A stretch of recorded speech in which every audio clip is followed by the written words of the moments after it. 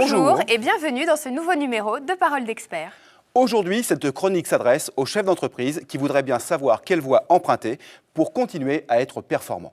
Lorsque les prix de vente se tendent, que les coûts des matières premières augmentent, le chef d'entreprise doit se doter d'indicateurs pertinents pour pouvoir anticiper un affaiblissement de ses performances Et décider de la voie à emprunter pour pérenniser son activité. L'analyse des coûts peut vous amener bien plus loin que vous ne l'imaginiez au départ. Alors, suivez le guide pour y voir plus clair. Le calcul de votre coût de revient vous offre tout de suite des éléments de réponse pour améliorer la performance de votre entreprise. Le simple fait d'organiser les coûts par famille, Coûts de mécanisation, de structure, de commercialisation. vous indique concrètement où passe l'argent et quels sont les postes qui pèsent sur la rentabilité.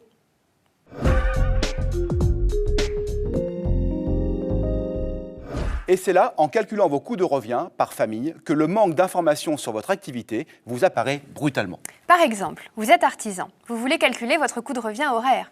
Connaissez-vous le nombre d'heures de travail que vous réalisez, vous et vos salariés ? Sans parler de la répartition des heures entre le temps facturable, de déplacement, de rencontres clients. Le fameux pifomètre peut dépanner, mais reste bien sûr très approximatif. Il vous faudra alors mettre en place des outils de suivi et d'analyse de votre activité.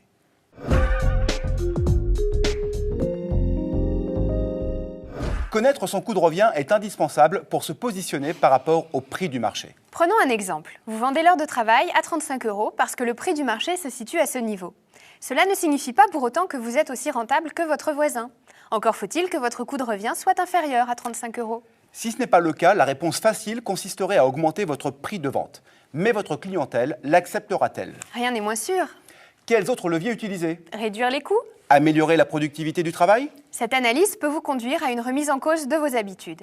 Faut-il acheter le matériel ou le louer parce que son temps d'utilisation ne permet pas de l'amortir correctement ? Avoir un seul fournisseur ou plusieurs pour profiter de prix plus attractifs ? Continuer à se rendre chez son fournisseur ou se faire livrer sur le chantier pour gagner du temps ?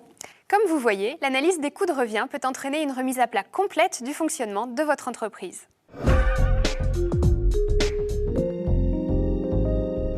L'analyse des coûts peut révéler le manque de performance d'une activité par rapport à une autre. Mais attention aux décisions trop rapides. La démarche a ses limites, pour deux raisons. Premièrement, une production à faible rentabilité peut contribuer à un équilibre globalement satisfaisant. Supprimer l'activité moins rentable serait une aberration si vous ne pouvez pas augmenter le volume d'affaires sur l'activité la plus rentable. Deuxièmement, disposer d'une activité diversifiée peut jouer un rôle d'amortisseur en cas de baisse d'activité sur l'une des productions. Comme le dit l'adage, il ne faut pas mettre tous ses œufs dans le même panier.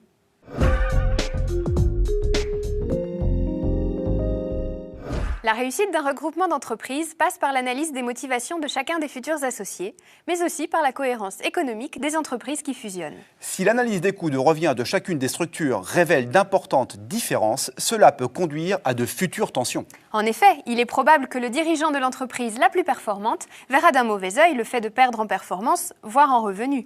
Il est préférable que cette question soit identifiée en amont pour éviter de mauvaises surprises.